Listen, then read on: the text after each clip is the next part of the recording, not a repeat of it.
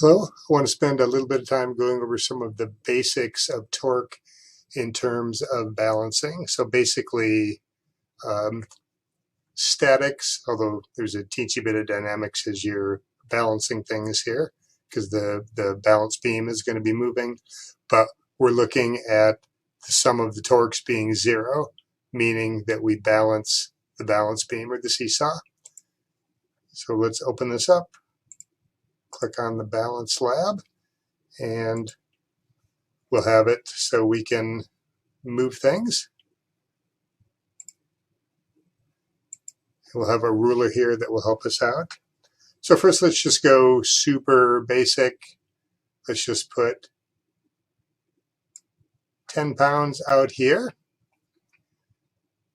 So the torque on the left-hand side, it's causing a counterclockwise rotation. If we were to just leave things alone and there was no ground here, this would just swing. And if the gravitational force, and once it gets to the bottom, of course, the weight probably slide off before that. But if the force of 10 kilograms times 10 meters per second could be constant, this thing would just rotate counterclockwise and keep speeding up and speeding up. So we've got 10 kilograms times 10 meters per second. We'll just round gravity off to 10 meters per second rather than 9.8. So 10 times 10 is 100 newtons. So there's 100 newtons of force acting 2 meters away. So that's 200 newton meters of force.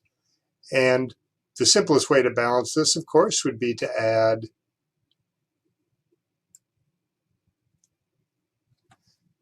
10 kilograms out here, because now we've got 100 newtons 2 meters away. So 200 newton meters of torque.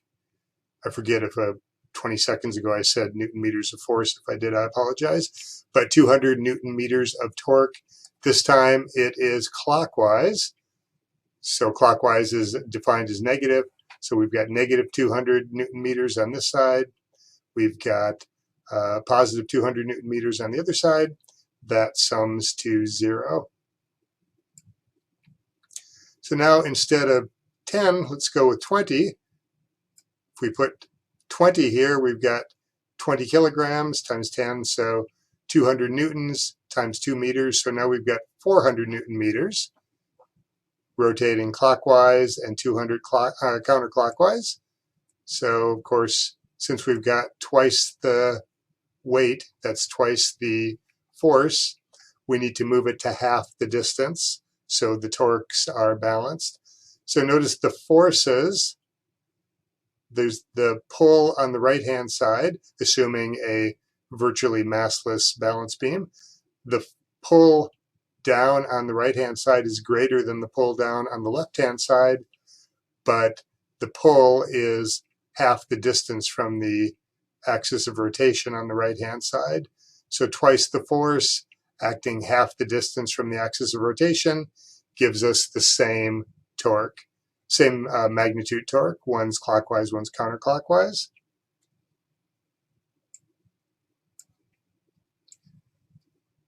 So we can put these back. So I was going to do one thing, but I will decide to do something else here instead.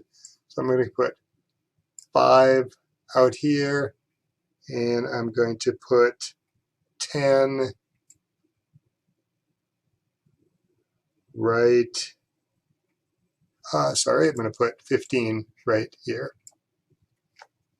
Let me just cross off on my notes the things that I already did. All right, well, clearly that is not balanced because we've got 150 newtons times 1 meter, so 150 newton meters of torque in the clockwise direction. We've got 50 times 2, or 100 newton meters of torque in the counterclockwise direction. So we know that 150 does not equal 100. So we need 50 newton meters of torque on this side, because we already have 100. We need 50 newton meters of torque on this side.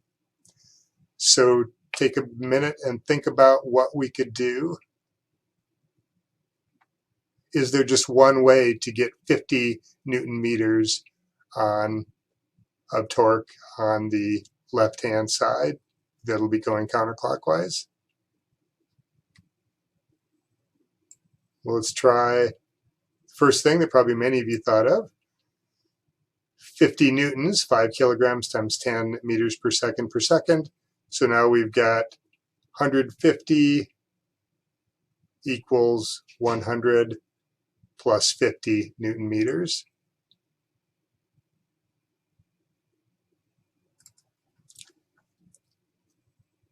So if we put 10 over here,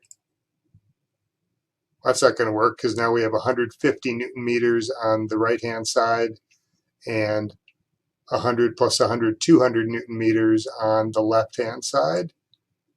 But if we move this to here, now we've got 150 on 150 Newton meters on the right-hand side, 100, so 50 times 2, plus 100 times 0.5, which is 50. So 150 equals 100 plus 50.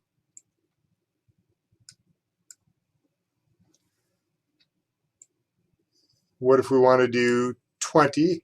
Well, we put 100, we put 10, so that's 100 newtons at when we had 10 on here. So when we put the 10 here, it worked. So the 20 can't be farther out, so it has to be closer.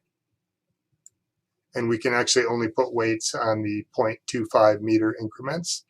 So now we've got 150 Newton meters on the right, 100 Newton meters for the 50 times 2, and then 50 Newton meters, 200 times 0.25. With this demo, we can't fix it with the 15, but think about if we could put the 15 anywhere, where would we put it? We'd need to put it between, if we took this away, we'd need to put it between the 0.25 and the 0.5.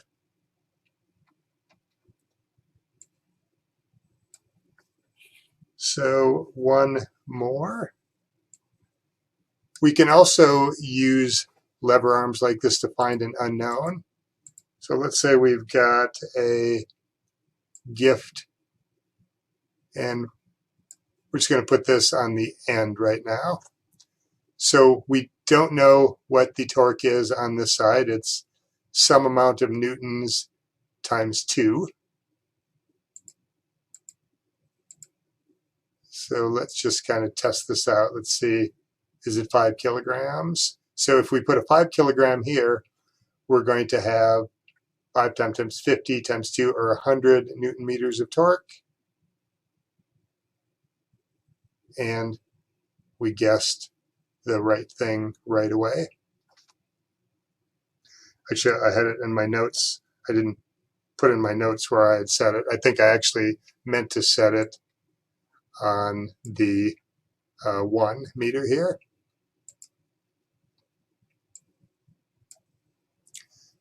We can also do things with people. So you've got the kid, and then the dad is going to sit on it too. Of course, if the dad sits there, it gets pulled way down. On the kid's side, we've got 20 kilograms times 10, so 200 newtons times 2 meters, so 400 Newton meters. Here we've got 800 newtons, 80 times 10. So what times 800 will get 400, and that's going to be 0.5. So you might have noticed that the dad is 4 times the mass of the son, and he's sitting 1/4 the distance from the axis of rotation. So I encourage you to use this simulation as well. This is a fun one, and there'll be a lab related to this also.